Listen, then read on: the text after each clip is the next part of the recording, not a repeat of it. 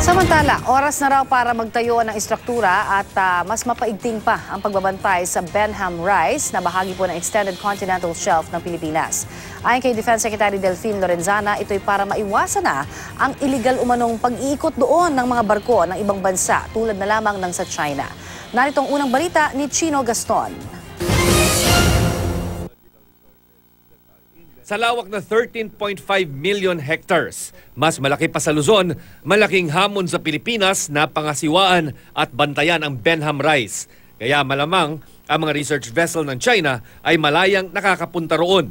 Isang linggo matapos utusan ng Philippine Navy na sitahin ang mga research vessels ng China na pumapasok sa Benham, sinabi ni Defense Secretary Delfin Lorenzana na dapat nang magtayo ng istruktura sa bahaging ito ng ating Extended Continental Shelf. Siguro we will increase our patrols.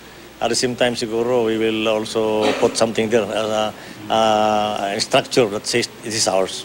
Sang-ayon ng Bureau of Fisheries and Aquatic Resources sa mas madalas na pagpapatrolya sa Benham para mabantayan ang likas yaman ng lugar. Binigay yan sa atin as Extended Continental Shelf, no? Pero how can you say it is yours if you cannot control it, no? If we cannot manage and control it.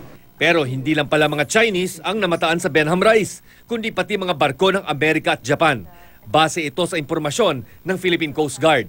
Sa isang press statement, sinabi naman ng Chinese Foreign Ministry na dumaan lang ang kanilang research vessel sa Benham pero hindi nagsagawa ng iba pang aktibidad. Duda rito, si Secretary Lorenzana. Alam mo naman yung St. Pasig, isang from point A to point B, dire-diretso lang yan at constant yung steaming speed. Eh yung nakita natin yung kanilang service ship, napakabagal eh. Tapos tumitigil sa isang lugar. Kinilala din ng China na ang Pilipinas lang ang pwedeng mag-explore at mag-develop sa Benham alinsunod sa 2009 ruling ng UN Commission on the Limits of the Continental Shelf. Pero hindi raw pwedeng angkinin itong teritoryo ng Pilipinas at dapat ay pwede pa rin daw dumaan doon dahil sa principle ng freedom of navigation. Binatikos din ng China ang anilay mga maling impormasyong ipinakakalat ng ilang individual. Para kay dating National Security Advisor Roy Logoles, kung mauuwi man sa konfrontasyon ang pagsita ng Pilipinas sa mga Chinese ship sa Benham Rise, pwede na raw gamitin ang Mutual Defense Treaty ng Pilipinas sa Amerika. Benham Rise is our territory.